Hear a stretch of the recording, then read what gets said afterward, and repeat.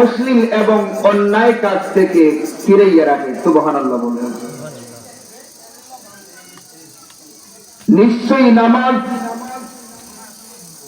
মানুষকে অশ্লীল এবং খারাপি গুনার কাজ থেকে ফিরাইয়া রাখে।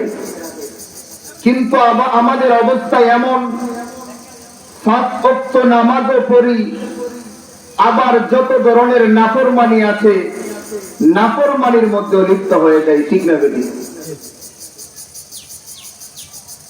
বুঝার জন্য বলছি, ডাক্তার রোগীকে ঔষধ দিল,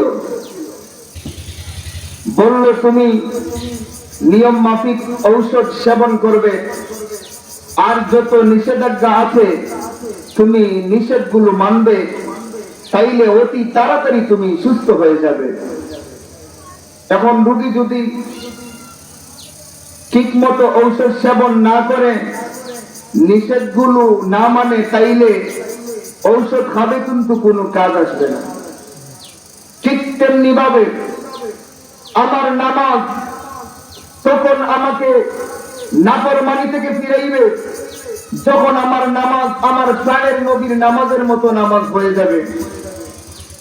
আমার নামাজ যখন সাহাবাই কেরামের নামাজের মতো নামাজ হয়ে যাবে, ওই নামাজ আমাকে খারাপ কাজ থেকে ফিরাইয়া রাখবে। নামাজ ভঙ্গের 1 নাম্বার কারণ নামাজে অশুদ্ধ পড়া। আপনি যেখানেই নামাজ পড়েন না কেন, যদি নামাজের মধ্যে ভুল করেন, কেরাতের মধ্যে কেরাত অশুদ্ধ হয়, সারা জীবন আপনি নামাজ পড়ে যাবেন, কিন্তু নামাজ আল্লাহ তাআলা কবুল করবে না। নাউযুবিল্লাহ বলেন। এর জন্য ইন্নাস সালাতা তানহা আনিল ফাহশাই ওয়াল মুনকার, নিশ্চয়ই নামাজ মানুষকে অশ্লীল এবং অন্যায় কাজ থেকে দূরে রাখে। ওই নামাজ আমাকে কখন ফিরাইয়া রাখবে? যখন আমার নামাজ সাহাবাই কেরামের নামাজের মতো নামাজ হবে, তখন ওই নামাজ আমাকে খারাপ কাজ থেকে ফিরাইয়া রাখবে। বিশ্ব নবীর জামানায় এক ব্যক্তি 5 ওয়াক্ত নামাজ মসজিদে যাইয়া জামাতের সাথে আদায় করত, কিন্তু বাহিরে যাওয়ার পর যত ধরনের নাফরমানি আছে আল্লাহ তাআলার, সমস্ত নাফরমানি সে করত। নাউযুবিল্লাহ বলেন। নামাজও পড়তো, জামাতের সাথে নামাজ আদায় করত, কিন্তু বাহিরে যাওয়ার পর এমন কোন নাফরমানির কাজ নাই যে সে করে না। যত ধরনের নাফরমানি আছে সবগুলোর মধ্যে সে লিপ্ত হয়ে যায়। সাহাবাই কেরাম আর সহ্য করতে পারলেন না, মায়ার নবী প্রাণের নবীর দরবারে চলে গেলেন।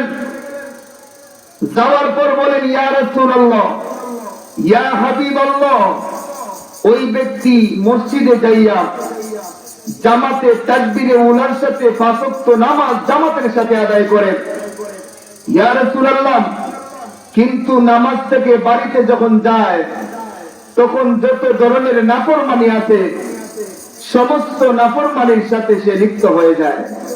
মায়ার নবী কি বললেন? ও আমার সাহাবারা রে, তাকে আগে তার নামাজ ঠিক করতে দাও।